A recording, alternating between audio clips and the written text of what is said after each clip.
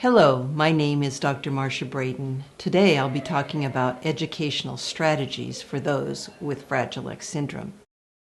The educational strategies are based on the genetic condition and what we know about the science related to the gene, and that gene has a big impact on the brain.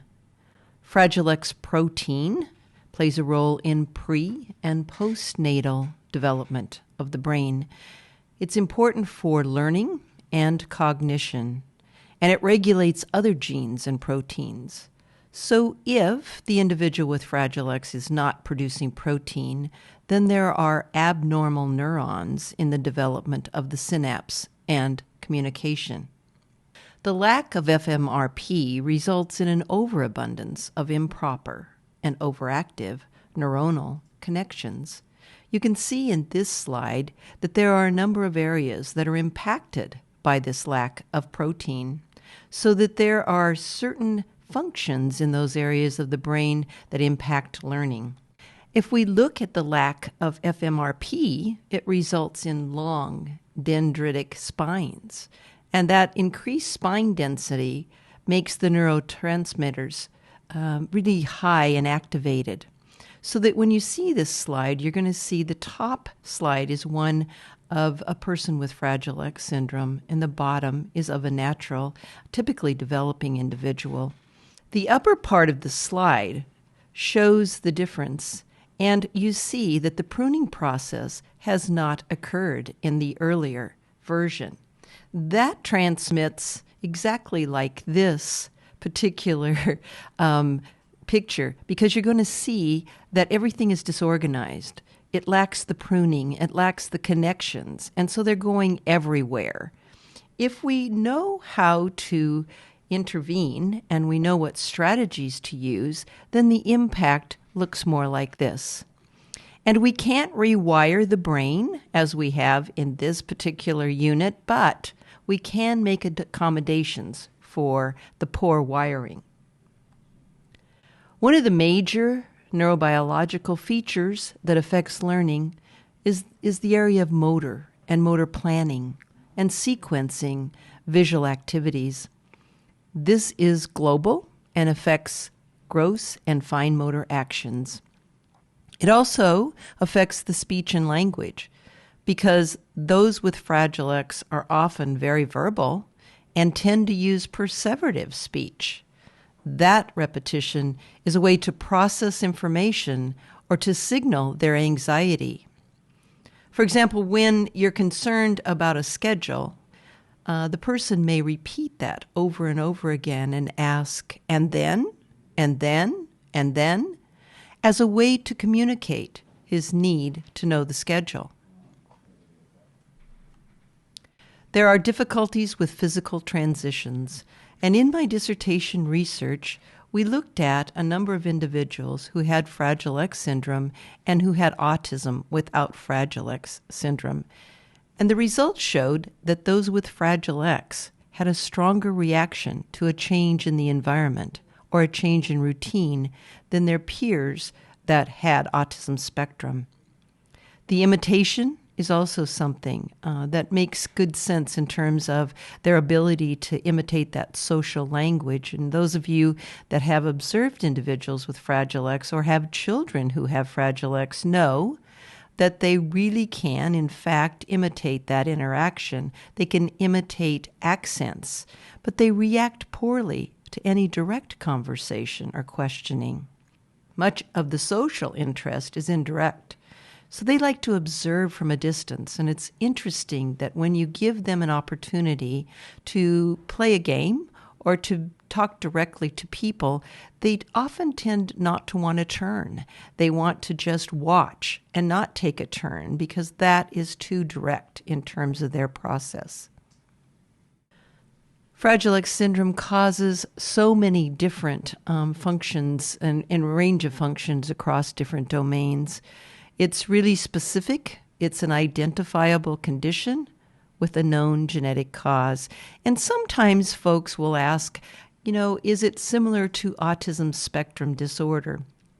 And we have to really take a look at that because there is an overlap And in some individuals with Fragile X syndrome, they may also have the behavioral markers for autism spectrum disorder. When we diagnose autism spectrum disorder, we're looking at certain traits, certain behaviors that they may exhibit, and most of them relate to social language and rigidity. And so there are individuals who have the genetic condition of Fragile X syndrome and also meet the diagnostic criteria for autism spectrum disorder. Fragile X syndrome is known to be the leading single gene cause of autism spectrum disorder. We know that the physical phenotype includes hyperextendable joints. This young lady shows her feet in which those joints are very, very remarkable. In this picture, this young lady shows joints that are hyperextendable. There is a low muscle tone, and so oftentimes many of the boys with Fragile X syndrome tend to not enjoy physical activity because the low muscle tone precludes that. There's malocclusion to the palate, sometimes mitral valve prolapse, and macroorchidism, which is enlarged testes. When we're looking at some of the strategies, we really have to overcome those areas that are affected by this gene and the lack of protein. We know through research that a variety of visual supports have been very helpful to this group of people. Some of the strategies that we often use with autism spectrum disorder may also be appropriate for those who have Fragile X syndrome. You can see in this slide that there are a number of visual supports that are helpful to override that anxiety caused by not knowing what's coming next, or maybe not even understanding the verbal component of the instruction. These individuals like to check off when they've finished something, so you can see the picture on the upper left includes some strategies for finishing a task and then the reinforcement of checking them off after they're finished. It's also very helpful to use a first-then board. You can see that the first-then board enables the individual to see what he needs to do first and then what follows secondly. You can also use pictures, photographs of the individuals themselves doing the work and then moving to the next task.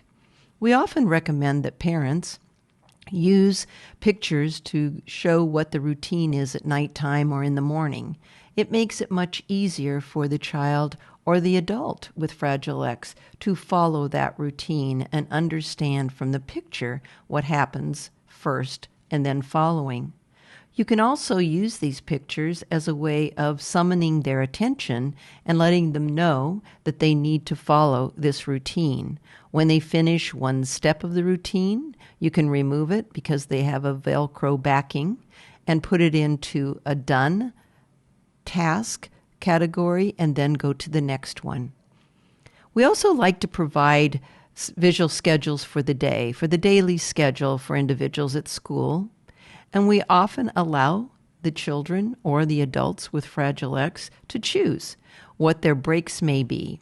So again, we would have a forced choice. The first thing might be spelling, but when it's time for a break, we can give them a choice. We can give them a choice of those pictures of things that they enjoy doing.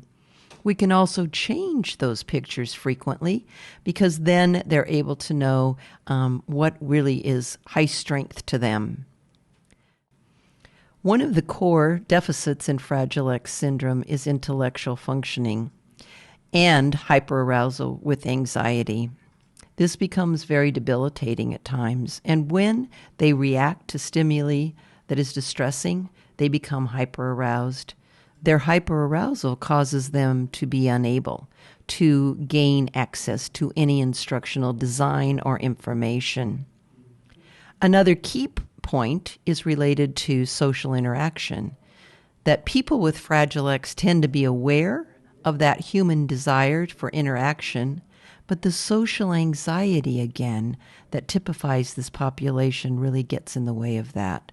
So oftentimes they're very shy. They're turned away from other people. They may hide behind their mom's legs or behind their back because they're really intimidated by that social interaction. So it's a really strange dance and very difficult for them to manage because on the one hand, they really enjoy people. They enjoy observing people. But yet when it comes directly to them, they tend to become very shy and intimidated and overwhelmed by that social interaction. And I've had individuals tell me the reason for that is that they don't really know what they're supposed to say or do when the attention turns to them. So again, imitation is generally something that is a strength for these individuals with Fragile X syndrome, and it's not always seen in those with autism spectrum disorder. And we know that imitation is critical to learning.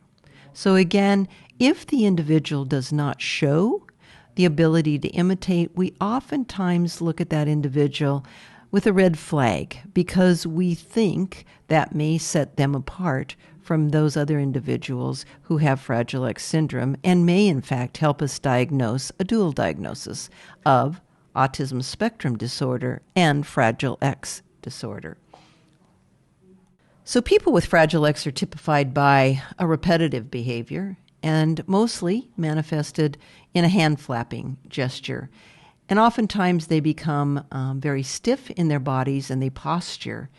And they do this at times when they're overexcited, when they've watched something on television and they're enjoying tremendously, or they hear music that they like a lot. It can also be exhibited when they're very anxious and upset. And so those repetitive behaviors really happen during that excitement, that anxiety, and they have trouble stopping those behaviors. They have trouble inhibiting those behaviors. There's a crucial point for teachers and therapists and others involved in the care of these individuals with Fragile X syndrome, and that's not to lump them all together with those with autism spectrum disorder. It's a less common disorder, but we know that there are some things with direct instruction, with applied behavioral analysis, that could in fact cause more anxiety to those individuals with Fragile X syndrome. Borrowing some of the techniques works very well. The visual schedules, those kinds of things with structure and predictability that we often do with autism spectrum disordered children work very well with those with Fragile X syndrome. However, the direct instruction, the drill, the fast pace, and often the tenets of applied behavioral analysis do not work well with this population without restructuring it and adapting it to the needs of those with Fragile X syndrome. So people with Fragile X syndrome can learn with targeted instruction and the right accommodations in the environment. That will provide better opportunities for them to learn and overall success.